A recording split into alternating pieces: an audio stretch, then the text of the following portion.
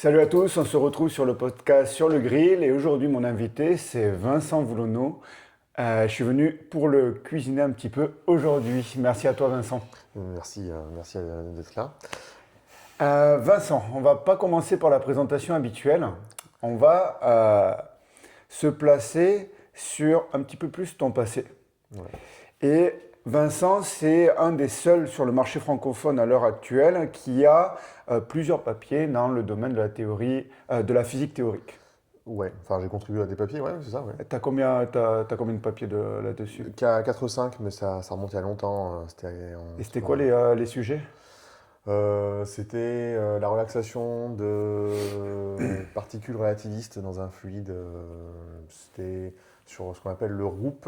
Le ROUP, ça veut dire Relativistic Einstein-Uschelbeck Process, qui est une invention de mon mentor de l'époque qui s'appelle Fabrice Desvaches. Ok, C'est un modèle mathématique. ok, bah super. Et du coup, à partir un petit peu de cette histoire-là, aujourd'hui, on a plein de marqueurs, des mondes, des biomarqueurs, etc. Comment est-ce que tu perçois enfin, ça de l'extérieur et qu'est-ce que tu en penses? Bah, en sciences du sport, pour évaluer, il faut des marqueurs. Maintenant, la question, peut-être, c'est le problème de la gadgetification un peu du marché, c'est ça que tu Ouais, t'entends? Le exactement. fait qu'on ait trop de trucs pour C'est mesurer. ça. Par exemple, est-ce qu'il y a un marqueur pour toi où, d'un point de vue méthodologique, c'est un petit peu vraiment c'est borderline et que beaucoup utilisent et en fait, au final, ça nous apporte pas grand-chose en termes de suivi, par exemple. C'est compliqué parce que, en fait, je pense que tous les marqueurs en fait, ont leur utilité dans un contexte spécifique. Mais par contre, il y a beaucoup de gens qui utilisent des marqueurs inutiles. Par exemple, des personnes qui mesurent leur HRV, par exemple, alors qu'ils ne s'entraînent pas particulièrement et qui sont déjà trop stressés, qui n'ont pas un mode de vie suffisamment constant. Je pense que c'est un marqueur qui n'est pas vraiment intéressant à regarder parce que c'est trop variable. En fait, c'est un marqueur qui varie trop dans un mode de vie qui est déjà trop variant. Donc, du coup, ça ne donne pas vraiment d'indice intéressant. Ok. Du coup, pour toi, si je comprends bien, donc avant de vouloir utiliser ces biomarqueurs ou ces montres, etc., Ouais. vaut mieux poser un mode de vie sain. Ouais. Et parce que certains utilisent le raisonnement inverse, c'est qu'ils vont utiliser ces marqueurs pour retrouver un mode de vie sain. Ouais, alors, je comprends l'idée, mais alors ça, c'est deux écoles différentes. Moi, j'ai un biais par rapport à ça. Je considère que il faut minimiser les outils qu'on a et être le plus proche de nos sensations pour être capable de développer une qualité qui est l'introspection. Et à force de sentir finement nos sensations de fatigue, de stress, de faim, de satiété, nos sensations de fraîcheur physique pour la performance, et bien en réalité, après, quand on voit qu'il y a vraiment un truc sur lequel ça déconne et on n'arrive pas à correctement corriger, là, un vrai outil fait sens. Ok. Et du coup, on va essayer par rapport à ces outils-là, est-ce qu'il y aurait des outils, on va dire, plus ou moins indispensables sur le côté, le versant, on va dire, santé, et un peu plus sur le versant performance, qui te semblent pertinents à l'heure actuelle? Des gadgets? Ouais, par exemple. Euh, Sincèrement, La réponse peut être non, hein, et ça me va je parfaitement, hein, j'en vois vraiment pas, hein. parce que j'en utilise pas, donc... Ben, moi non plus. En fait, tu vois, toute ma carrière dans le sport en aviron indoor, je l'ai fait sans aucun outil, sans ceinture cardiaque. J'ai- La seule fois où j'ai fait un test en laboratoire avec un ami qui s'appelle Maxime Bowen qui travaille dans un laboratoire à Annecy, en gros, c'était pour savoir. Ils m'ont fait faire un test all-out de 2 minutes dégueulasse. Ouais, c'était pas génial, c'était chiant. Et c'était pour savoir en fait si la résistance que je mettais sur 500 mètres rameur était la bonne, tu vois, ok, s'il fallait que j'ajuste. Et ben à 0,1% près, je mettais déjà instinctivement la bonne résistance pile poil qu'il fallait, tu vois.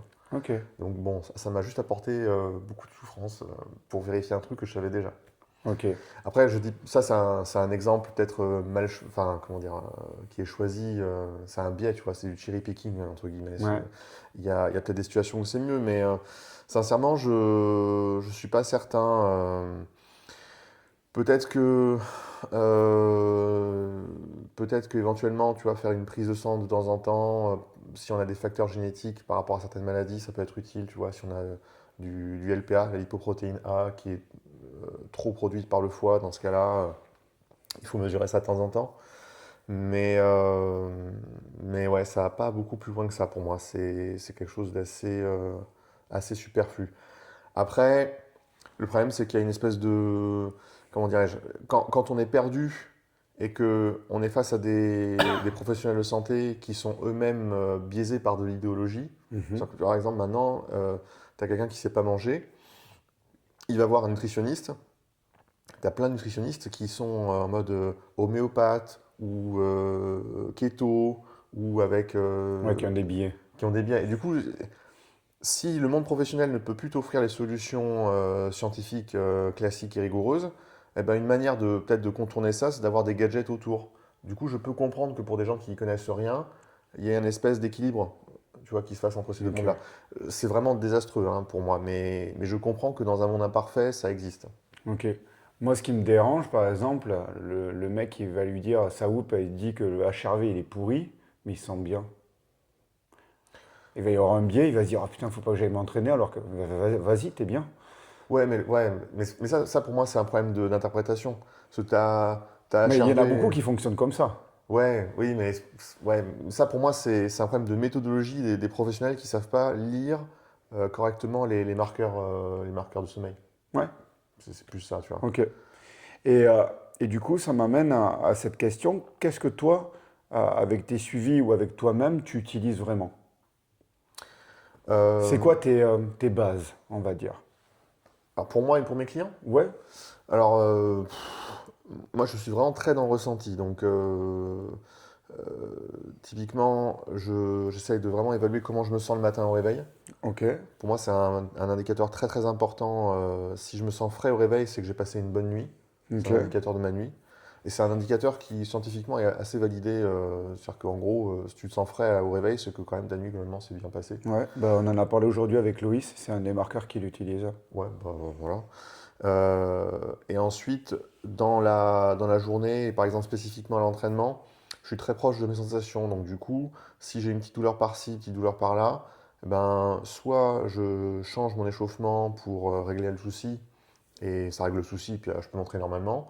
Soit la douleur persiste, et alors avant je forçais parce que j'étais jeune et con, mais maintenant je force pas et ça, je sais que ça ne change rien à la face du monde, quoi. Je veux garder mes perfs, voire m'améliorer parce que j'aurai de la récup en plus, un truc comme ça. Ok. Qu'est-ce qu'il y a d'autre intéressant si j'ai envie de sucre, en particulier de pulsions sucrées. Moi, j'ai une sensibilité, une appétence par rapport à ça. Je me pose la question de est-ce que c'est parce que je suis en train de compenser un stress cognitif ou émotionnel par rapport au travail ou par rapport à une situation Mhm. particulière, ou est-ce que c'est parce que vraiment j'ai le cortisol qui est trop haut, Ok, tu vois. ok, ok. Donc, voilà, ce genre de choses. Ok. Et oh, tu utilises d'autres choses que les marqueurs subjectifs dans tes basiques? Pour moi, non. Mais par contre, pour mes clients, j'ai des questionnaires cliniques Ok, que j'ai construits à ma sauce, qui combinent des questionnaires scientifiques qui existent déjà et que j'ai améliorés pour des raisons pratiques, opérationnelles, ouais. dans toutes les directions. Ça dépend de ce que demandent les personnes, tu vois, et ça dépend aussi du contexte. Si c'est un homme de 60 ans qui a des difficultés d'endormissement, qui urine souvent, bah, j'ai un questionnaire pour le sommeil, et j'ai un questionnaire pour le stress, et j'ai un questionnaire pour la prostate. Ok, Tu vois, un oui, truc comme ça. ok. Mais du coup, en fait, tu règles d'abord le terrain de fond, le mode de vie. Ouais. Même, je crois que j'avais vu là dans tes stories, tu as une athlète là que tu suis en sport de combat, Ouais, Lilou? Lilou. Ouais. Elle aussi, c'est ton précepte, tu maintiens ce mode de vie au maximum pour que le reste puisse s'exprimer, ou tu peux être plus border, puisque s'il y a de la performance, en général, c'est que le reste autour peut être plus compliqué aussi à un moment donné. Alors, Lilou, je l'encadre surtout sur la prépa physique et la prophylaxie et la réhab quand elle se blesse. Mais le mode de vie, elle est assez indépendante par rapport à ça parce qu'elle est suivie par d'autres personnes. Ok, Donc, de temps en temps, elle me demande des conseils, mais je ne la suis pas sur ces aspects-là spécifiquement. d'accord, C'est ok, assez. ok, super. Qui es-tu? Grosse question philosophique, hein. Du coup, à l'heure actuelle, je suis un entrepreneur dans le domaine de la santé, un médiateur scientifique. J'essaye sur les réseaux, sur YouTube, sur des podcasts, pour essayer de rétablir des vérités scientifiques. Je suis écrivain dans le domaine de la santé et je suis formateur et coach, du coup. Ok, ok. Et petite question, tu as déjà eu des soucis avec tu sais, les contre-vidéos que tu fais sur YouTube, etc. Oui, hein, parce qu'il y a Legend quand même qui m'a menacé de procès, Ouais, donc ça c'était chiant quand même. Bon, heureusement ça s'est réglé facilement, parce que c'était juste une question de taille de vidéo. ok.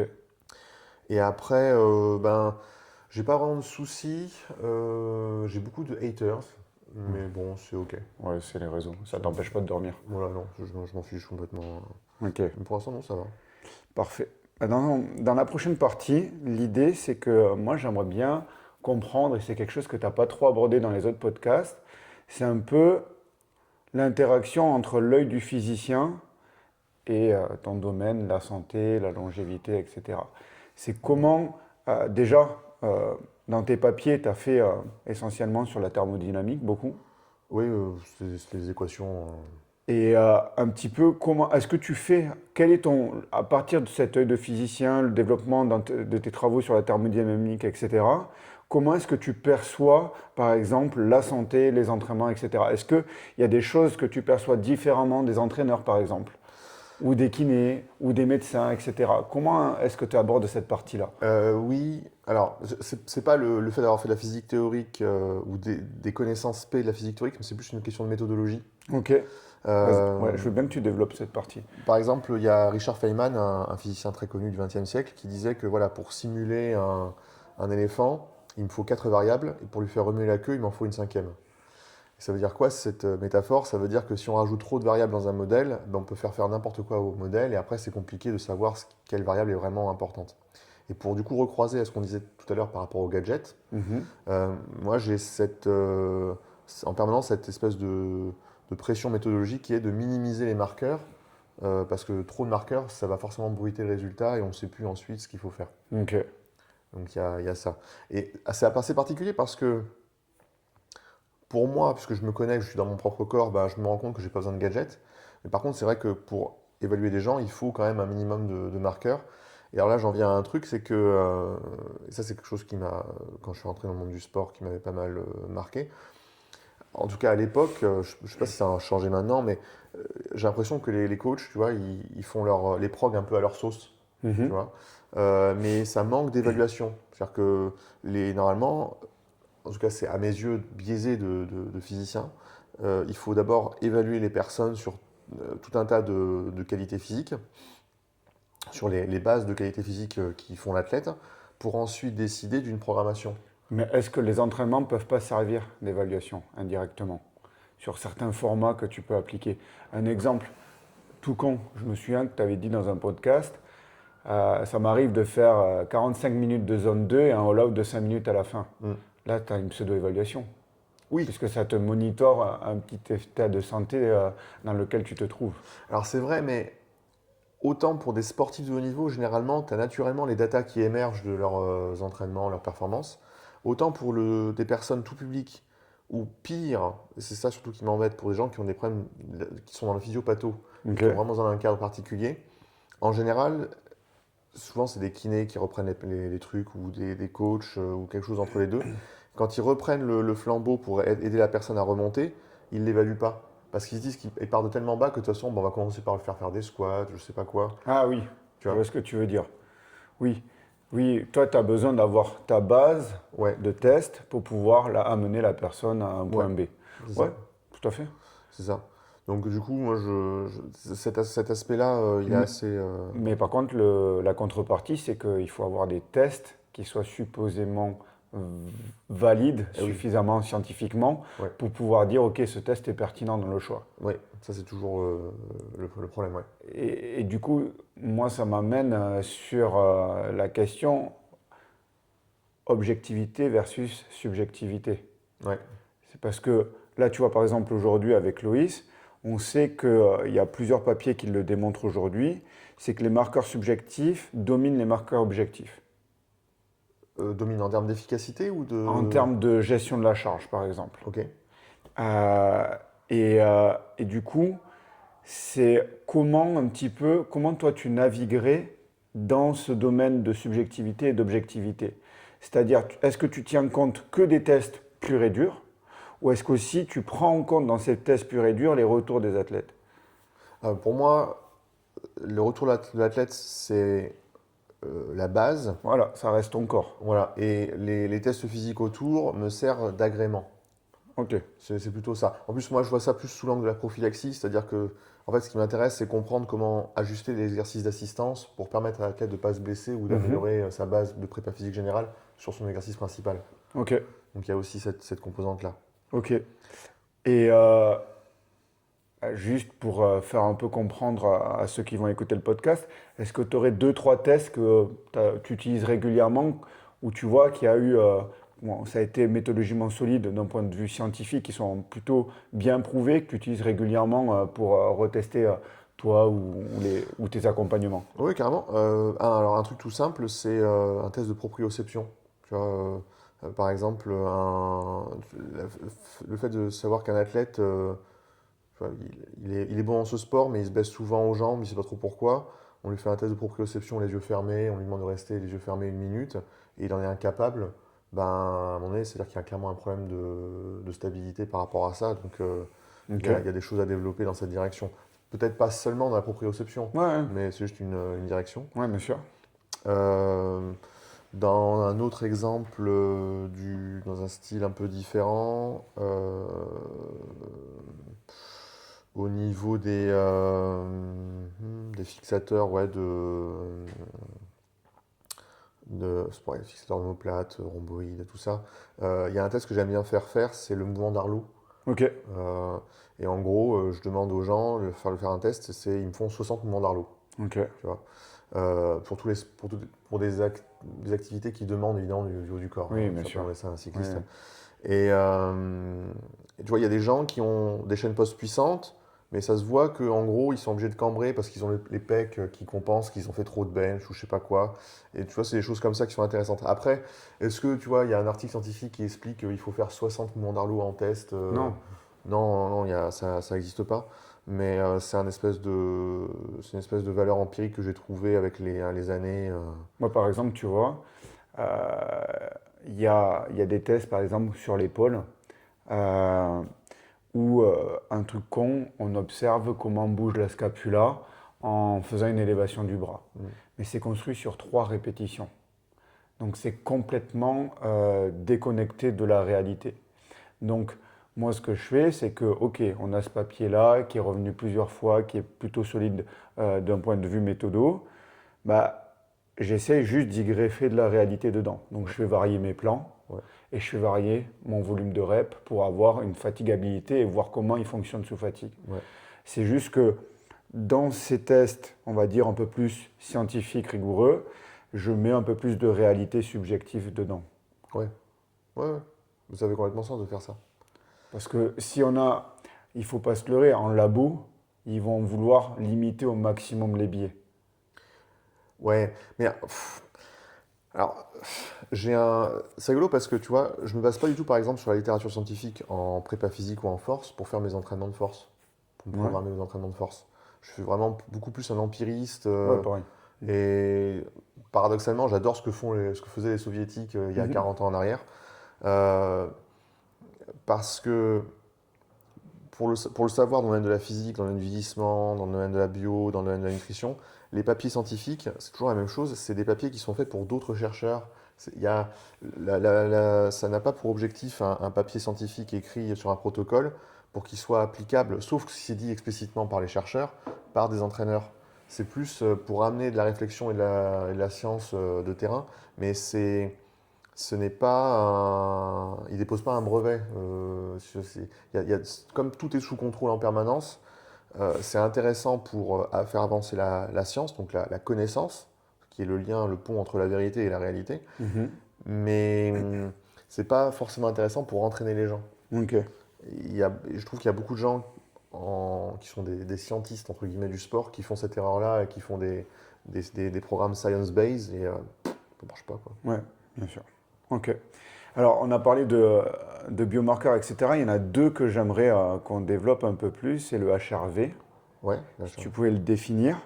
Et après, la question que j'ai dessus, c'est est-ce que le HRV, c'est une mesure ou est-ce que c'est une modélisation qui est déguisée en mesure? Alors, la HRV, c'est Heart Rate Variability, donc c'est la Ouais, variabilité de la fréquence cardiaque. Ça se mesure, c'est une sorte de variance de la fréquence cardiaque dans le ouais. temps. C'est-à-dire qu'en gros, si vous avez 60 BPM, c'est pas 1 BPM par seconde. C'est Ouais, la variance entre les secondes. c'est l'écart, voilà.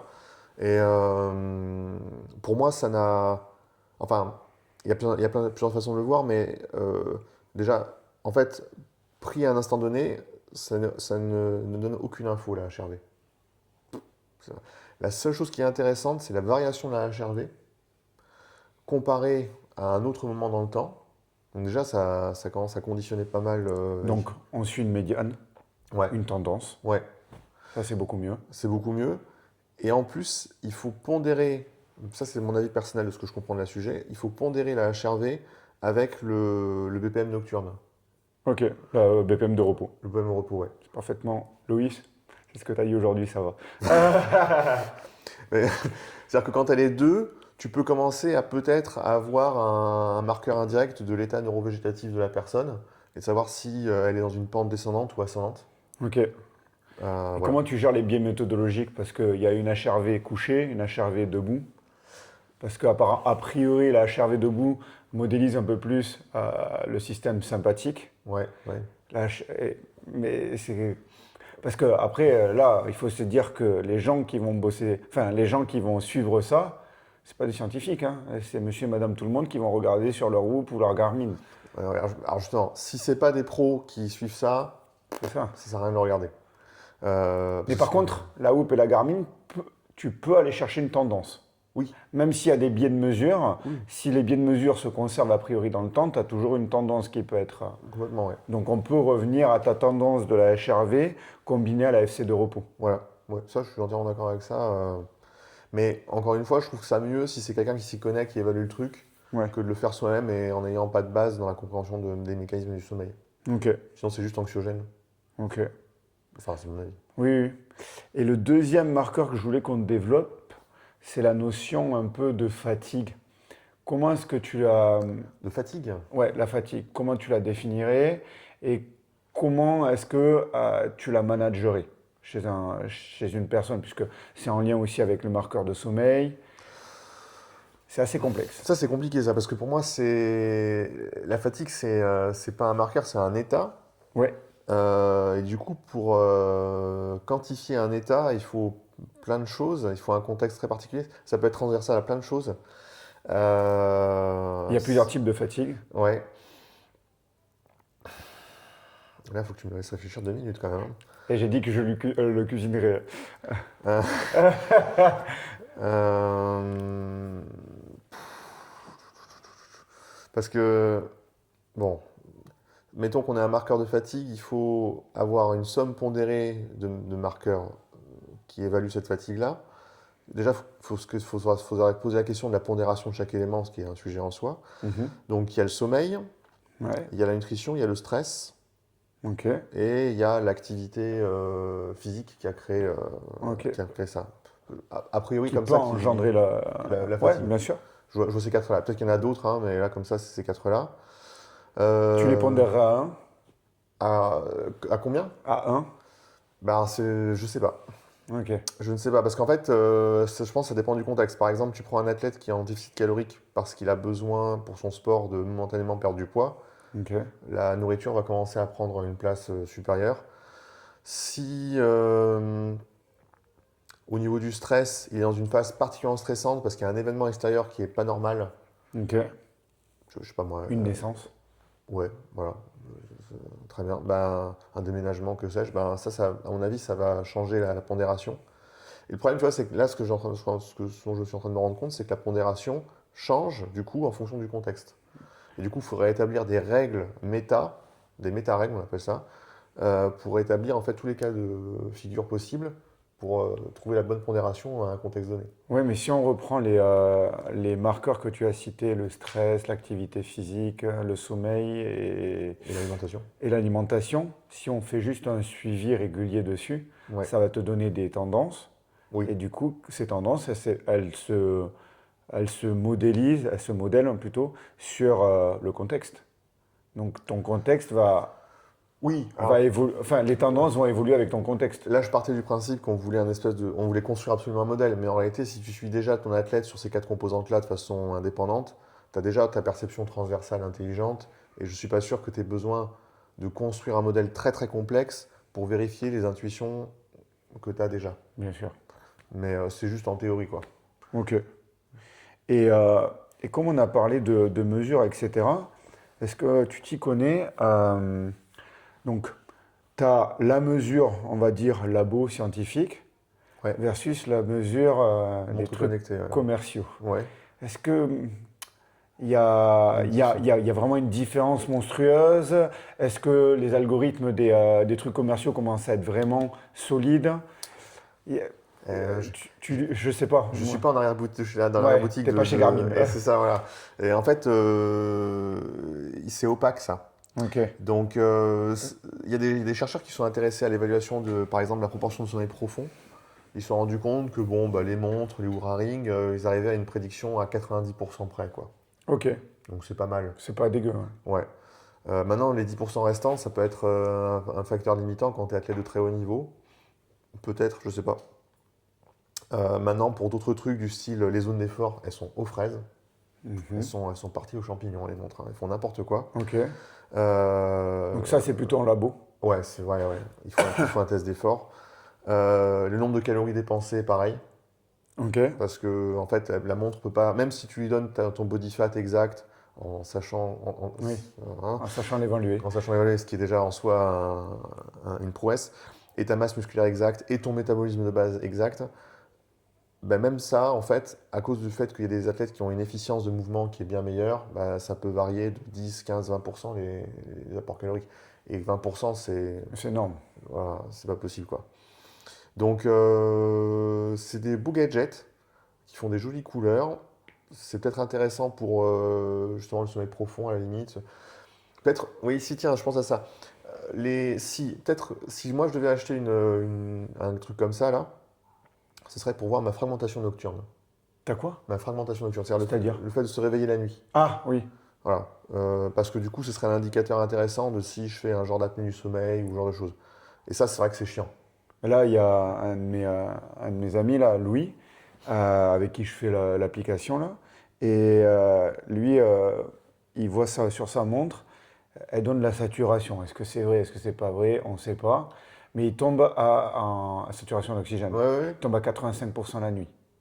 Il est fracassé tout le temps, il récupère pas. Mais en fait, a priori, du coup, ça pue l'apnée du sommeil. Ouais. Et en fait, s'il n'avait pas eu sa montre, il l'aurait pas trop su. Ouais. Sauf sa copine qui le. Il ronfle. Ah oui. Ça, c'est un indicateur puissant, tu vois. Donc c'est vrai que d'un point de vue terrain, le ronflement, ça joue. Après, disons pour les célibataires, c'est utile. Ouais. Ok. Hmm. Alors, du coup, on a parlé un peu de certains marqueurs qui sont utilisés pour tout ce qui est optimisé, censé optimiser. Ouais.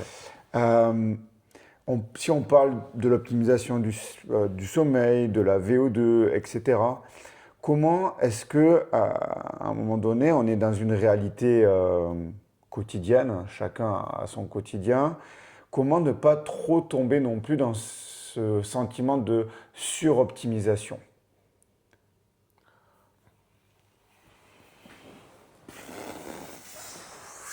Pour Parce qu'il y a moi, vraiment, il commence à y avoir, alors je ne sais plus le terme exact, mais j'ai vu ça passer il n'y a pas longtemps, il commence à y avoir une forme d'anxiété en lien avec la suroptimisation. ouais, Et normal. c'est avec les réseaux sociaux, avec, comment il s'appelle, Johnson là, Brian, Brian Johnson, etc. Il se développe plein de trucs. Et moi, j'aimerais bien juste avoir déjà ton avis sur ça et peut-être un petit peu dire, ok, ben, en fait, c'est des effets de mode. C'est comme les vêtements, tu vois. Il me faut le dernier vêtement à la mode pour me sentir beau, me sentir belle. Alors qu'en réalité, le fait de se sentir beau, se sentir belle, ben, c'est quelque chose qui ne dépend pas des vêtements que tu portes. Non. Et du coup, cette anxiété portée sur la santé, enfin, et déportée sur des gadgets, comment trouver une solution à ça? Ben, éteindre Instagram, vivre une vie paisible, et voilà. Ouais, mais tu vois, par exemple, même si on écoute tes podcasts, on sait les marqueurs les plus puissants, notamment c'est la VO2, Mm. c'est à maintenir un certain niveau de force et d'hypertrophie, etc. Et si on corrèle ça à ce qu'on voit dans la littérature scientifique pour gagner ou maintenir avec le vieillissement, on peut se dire, waouh, ça commence à créer un certain volume hebdomadaire d'entraînement nécessaire. Ouais, ouais, alors, si j'ai créé de l'anxiété auprès des gens à propos de la Max, j'en suis désolé, hein. Disons que une fois que tu as l'information, hop, tu baisses ton écran, tu l'éteins et tu vis heureux en ayant cette information-là et le fait d'aller t'entraîner un peu par rapport à ça. C'est déjà Mais le processus qui est important. ouais, parce que le problème c'est que mettons que tu dises ok, je suis ultra motivé, j'ai une VO2 max, je sais pas moi, à 40, je m'entraîne à fond pendant 5 ans, 10 ans, au bout de 10 ans je suis à 70, 75, donc j'ai une VO2 max ultra élite, et puis burn-out ou un truc équivalent, j'en ai marre, je rejette complètement le cardio, et en fait je reviens à un mode de vie sédentaire et je redescends à 45. Est-ce que c'est pas plus efficient simplement de faire, alors le peu pour moi et beaucoup pour beaucoup d'autres, hein, mais disons le faire régulièrement, sans de la haute intensité, sans excès, tout au long de sa vie, rester à 50 tout au long de sa vie en VO2 max, plutôt que de monter très très haut Et et chuter. Et l'anxiété, elle vient de ça, c'est que il y a des gens qui, et peut-être que je suis en partie responsable de ça quand je raconte ça en podcast, peut-être que les gens comme moi, on explique tellement que c'est des marqueurs de longévité, que du coup, l'objectif, il faut absolument le maximiser, ces marqueurs-là. Mais c'est pas le cas. C'est plutôt à partir d'un certain seuil que ça devient très très efficient et protecteur. bien sûr. Mais par exemple, euh, comme on le sait, les, euh, les cibles à atteindre pour vraiment avoir un impact sur la chute de la mortalité, des comorbidités, etc., ça reste bien plus haut que ce que pensent les gens. Ça, oui. Et du coup, parfois, les gens, ils se disent, oh, par exemple, sur la VO2, on sait que commences à avoir les gros effets à plus de 50, 52, 55 même, et ça augmente encore, tu Ouais, vois. Il faut commencer à à pousser. tabasser à la salle un peu pour... Alors, c'est rigolo parce que c'est un sujet dont j'ai pas encore parlé, enfin qui va bientôt sortir, mais en fait, par exemple, la VO2 max, je pense que pour le sport de haut niveau, la VO2 max, qui est en fait ce qu'on appelle la VO2 max relative, c'est un excellent marqueur, mais le bon marqueur pour la santé, c'est la VO2 max absolue. Ok, C'est-à-dire la VO2 max fois le poids. ok. Parce que avoir 55 de VO2 max quand on fait 100 plaques et avoir 55 de VO2 max quand on fait 60 plaques, c'est juste pas le même monde, tu vois. Ah, oui. Donc, en termes de VO2 max absolu, le repère c'est plutôt 5000 pour les hommes et 4500 pour les femmes. Donc tu multiplies la VO2 par le poids. Voilà, c'est ça. Ok. Et là, t'es bien, t'es sûr d'être bien. Alors, ça change pas le problème qu'à un moment donné, il faut quand même aller s'entraîner et Oui, qu'il parce faut que y même consacrer. 5000, il faut les taper quand même. Ouais, c'est ça, il faut y consacrer au minimum 3 heures par semaine, entre 3 et 5 heures, quoi. Ok. Et maintenant, parce que c'est sûr, parmi ceux qui nous écoutent, ça va être le cas, si demain il y a quelqu'un, un client qui te contacte et il te dit, OK, j'ai vu ce que tu as fait sur la longévité, le vieillissement, etc. C'est mon truc. La problématique, c'est que mon emploi du temps est chargé. Ouais. Comment tu le gères? Est-ce que tu le prends déjà ou pas? Et quel compromis vous allez devoir trouver? Alors, si c'est chargé à tel point que il ne peut pas en fait être en accord, aligné avec ses objectifs, C'est qu'il y a un truc qui va pas déjà. déjà c'est pas possible. Je peux pas, moi je peux Oui, rien t'es pas faire. cru. C'est ça. Maintenant, s'il est chargé, mais qu'il a des objectifs qui sont accessibles, atteignables par rapport à son planning, ben on va optimiser. Sachant que s'il me demande s'il a plusieurs objectifs différents, on va prioriser quelque chose en premier. Par exemple, en général, moi, ce que je fais, c'est que la priorité pour moi, c'est le cardio et la prophylaxie. Donc, Ok. la prépa physique de base qu'on peut faire un peu tous les jours sous forme de mini-blogs de 5-10 minutes, ça n'importe qui peut le faire. Le cardio, si tu n'as pas beaucoup de temps dans la semaine, vraiment, il faut absolument consacrer son temps à ça parce que c'est juste trop puissant pour tout le reste, quoi. Ouais, ça rayonne sur plein de choses. Ouais. Ok. Et du coup, là, on est un petit peu dans la sphère optimisation. Euh, alors, tu en as parlé, tu as fait un podcast avec Aurélien il n'y a pas longtemps sur les peptides, la TRT, toute cette sphère-là. Alors, si on prend par exemple la TRT, Mm. euh, si on fait le parallèle avec ce qui se fait chez la femme, Ouais, c'est plutôt bien documenté chez la femme, ouais, d'un point de vue médical. ouais, D'accord? Suivi médical, on sait les facteurs de risque, quand est-ce qu'on doit prescrire chez la femme ou pas. ouais, Chez l'homme, beaucoup moins. ouais. Donc ma question que certains se posent, c'est on sait par exemple que la TRT, souvent elle dérape et c'est plus trop une TRT, Eh oui, ouais, oui, d'accord? ouais, oui. Mais quels sont est-ce qu'il y a déjà il y a des bénéfices santé à avoir une TRT à être en physiologique haut? J'ai pas dit Oui, supra, oui, oui, d'accord? physiologico. Est-ce qu'il y a des choses qui sont sorties sur ça? Et bien sûr, est-ce qu'il y a des avantages, est-ce qu'il y a des inconvénients par rapport pour comparer à ce qui se fait chez la femme? Hmm. Alors attends, je cherche un peu dans la mémoire parce que. Parce que le supra, c'est toujours délétère Oui, après. oui, ça c'est sûr. Mais alors, si on remet quelqu'un. Il ne me semble pas avoir vu de papier spécifiquement là-dessus. Par contre, j'ai des éléments qui connectent. Si tu remets une personne de 70 ans à son niveau de testo normal quand il avait 30 ans, donc ok, il va vraiment lutter fortement contre la sarcopénie. Son thymus va peut-être se relancer éventuellement, donc il va pouvoir avoir un système immunitaire Un peu mieux. un peu meilleur.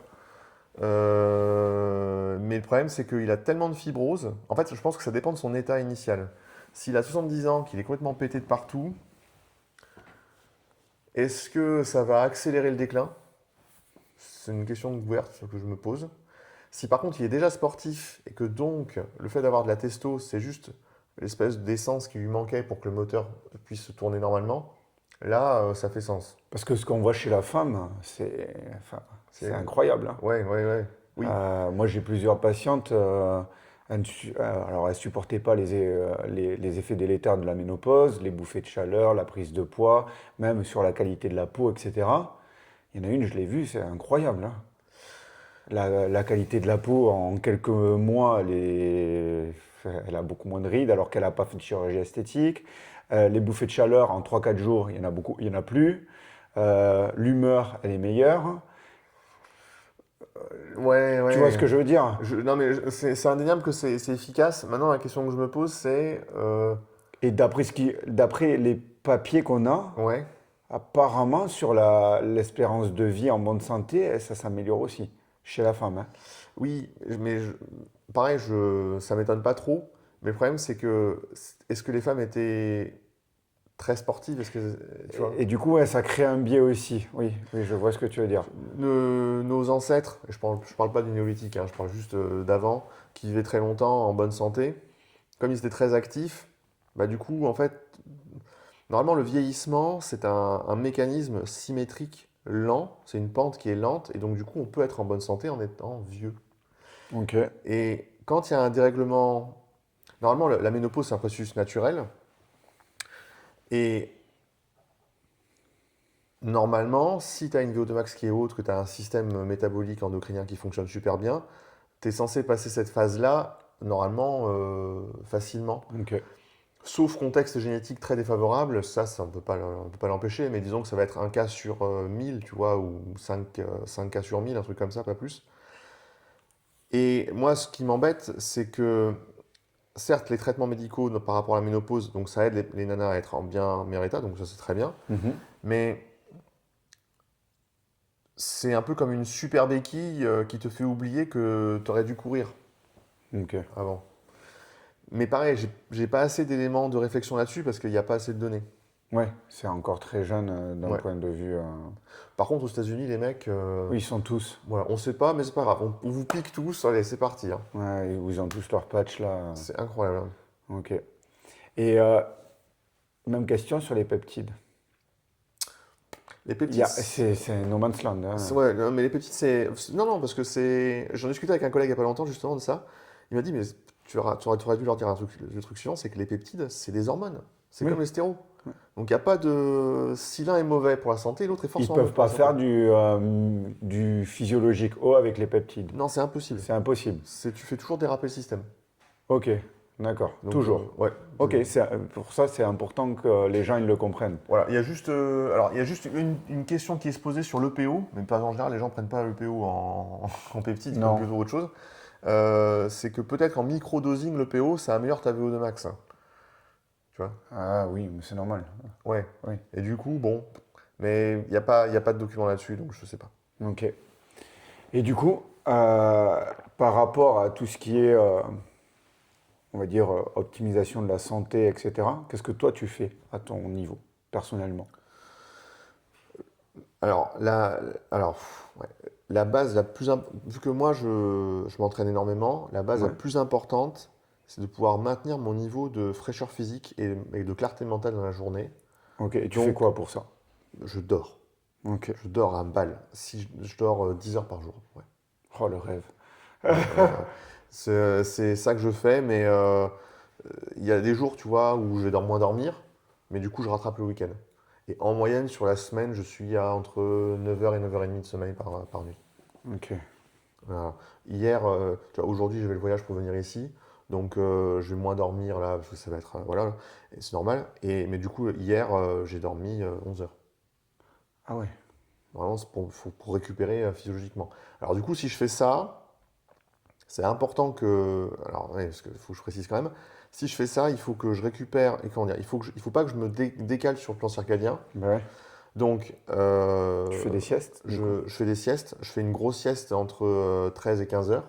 Ok. Je me mets comme limite 15 heures. Et si besoin, je me refais une micro-sieste d'une demi-heure vers 17 heures, un truc comme ça. Avec 11 heures, tu arrives à te rendormir pour une sieste? Ouais, je suis éclaté, hein. Ah ouais. Mais après, Ok. Parce que tu as le volume d'entraînement. voilà, c'est ça. Oui, c'est ça, c'est ce point-là qui est important. Le vendredi, je suis fait. Qu'est-ce que j'ai fait vendredi déjà comme connerie?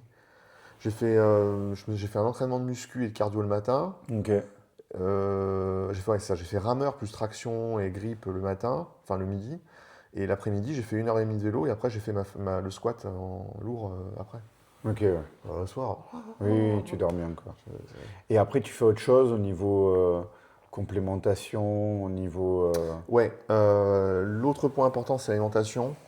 Et alors, mon avis a varié au cours des dernières années. Et là, en ce moment, je suis à un point où, en gros, ma sainte trinité, c'est les fibres.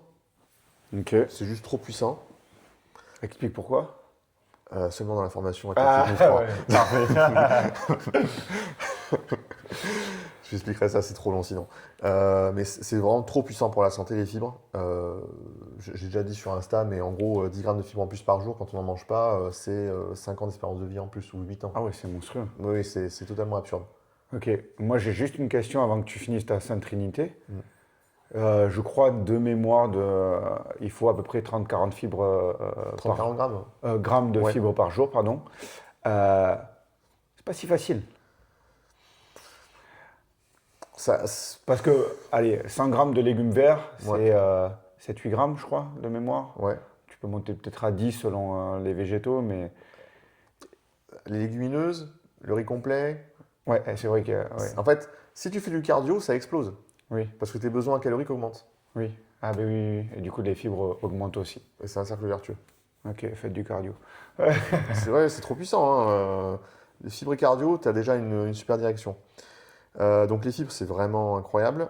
Le second, ça n'a jamais bougé pour moi, c'est les oméga 3. Ok. Pour tout un tas de raisons physiologiques, on Ouais. vit dans un monde où on n'en consomme pas assez. Et c'est juste trop efficace pour la santé. Juste petite aparté, faites gaffe à la qualité. Ouais, Ça, il faut que, Label Epax. ouais, et il faut que ce soit conservé Au frais. au frais.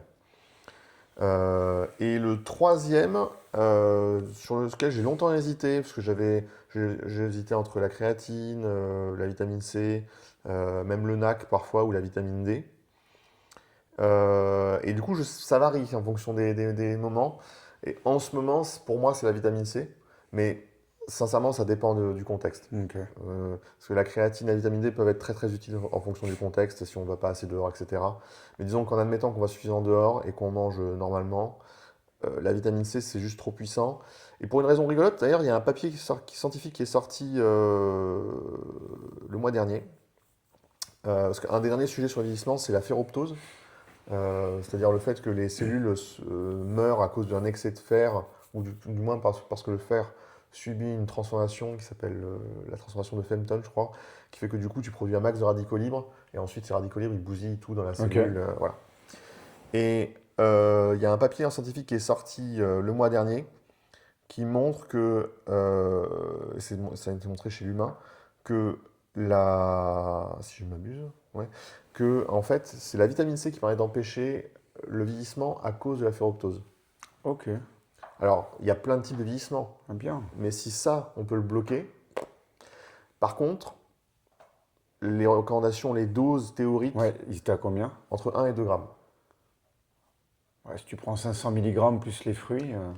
Ouais, mais je veux dire, c'est pas simple de le faire sans complément. Ah oui, non, non. Un kiwi, c'est combien? C'est. C'est 100, je crois, hein, Même. 150. Enfin, ouais, un gros kiwi, quoi. Ouais. C'est 100. Un gros Ouais, kiwi, il c'est faut en 100. bouffer un. C'est beaucoup, hein. 10 Oui. kiwis, c'est beaucoup. Ok. Ok. Et moi, j'avais juste une question sur les oméga 3. J'avais lu un papier où ils ne savaient pas. Donc, on a une action d'un point de vue anti-inflammatoire. Mais les auteurs, ils avaient ouvert la discussion et je trouvais que c'était intéressant. Ils ne savaient pas, donc c'est un papier, j'ai plus en tête, mais ça doit faire 5-6 ans que je l'ai lu. Ils ne savaient pas, les auteurs, s'il y avait vraiment une action anti-inflammatoire. Pro-résotype d'inflammation, Ouais, du coup. ou si c'était un abaissement du système immunitaire momentané. Ah non, c'est un. Alors, non, c'est une modulation du système immunitaire. C'est-à-dire Ouais, que ça, c'est bien compris maintenant, hein. mais du coup, ce qu'il disait, s'il y avait.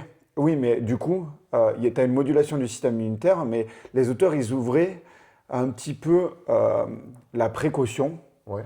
par rapport justement à cette modulation du système immunitaire. Si c'est en deçà, ben potentiellement, tu peux tomber être un peu plus à risque à tomber malade.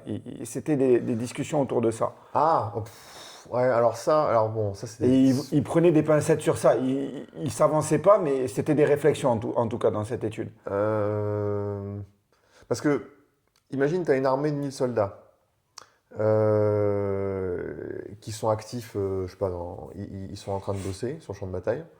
Les oméga 3, c'est un peu un ordre collectif pour dire à tout le monde, c'est bon, arrêtez.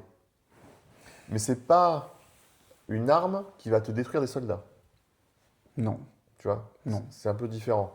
Par contre, la carence en zinc, ça, pour le coup, ça va te bousiller entre 20% et 30% des soldats, Ouais. tu vois. Ok. Donc, mais ouais, alors après, il faudrait que je lise le papier, hein. Ça se trouve, il y a un angle que je connais pas. Ok. Ok. Ouais, ça s'éclaircit bien. Donc, si je répète, le triptyque, oméga 3, vitamine C à l'heure actuelle, et, Et les fibres. et les fibres. C'est pas un complément, mais Ok. c'est tellement important que pour moi, ça devrait être quasiment un macronutriment, quoi.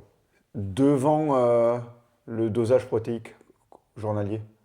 Bah, alors, dosage protéique, c'est dans les macros, tu vois, Ouais. on n'est pas dans la Ok, supplémentation. d'accord. Parce que les lipides, les glucides et les protes, c'est fondamental, hein, bien sûr, hein, il en faut. Ok. Ok, parfait. Alors du coup, s'il y avait quelque chose, si par exemple demain tu devais former quelqu'un qui va bosser, s'il y avait une phrase que tu aimerais lui dire, qu'est-ce que ça serait? Un D'un- professionnel de santé? Ouais, bien sûr.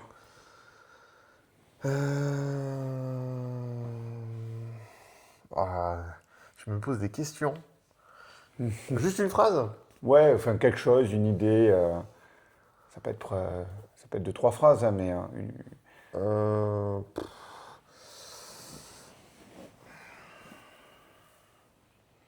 je dirais que c'est super important de lire le plus possible de papiers scientifiques, mais que la composante humaine, ça doit d'abord être le facteur clé en termes de décision. le centre. Le centre, ouais.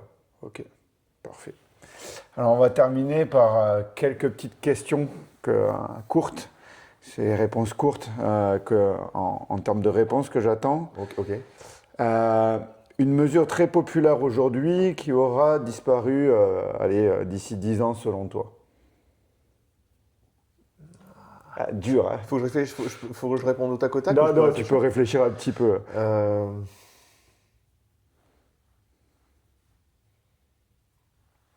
Lucie.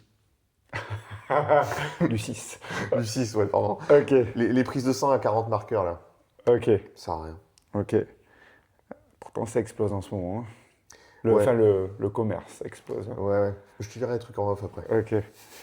Un acteur du milieu, enfin, de la longévité, dont tu admires la rigueur et la méthodologie, on va dire.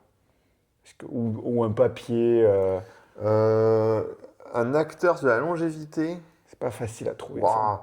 Ouais, parce que en plus, vraiment, sur Internet, on trouve tout et n'importe quoi. Ça, c'est dur comme question. Dans les médiateurs scientifiques que j'aime bien, je trouve qu'ils ont vraiment fait un travail incroyable pour la population générale. Euh, Il y a Huberman. Ouais, je suis d'accord. Voilà. Parfois, c'est un peu fancy, Oui, mais au global, c'est plutôt vu très. la quantité de trucs qu'il Ouais, fait, c'est correct. c'est vraiment bien. Et paradoxalement, un mec qui s'appelle Greg Doucette. Je connais pas du tout. C'est un ancien bodybuilder pro Ok. qui a utilisé les stéros, qui a fait, voilà, et qui du coup dénonce les fake natis en ligne, qui est très, enfin, qui parle des méthodes d'entraînement, qui dit qu'il faut faire du cardio, qu'il faut s'entraîner dur. Il a, alors c'est à l'américaine, tu vois, Ouais. il est très extraverti, on va dire, dans sa manière de dire les choses, mais je trouve il va dans la bonne direction.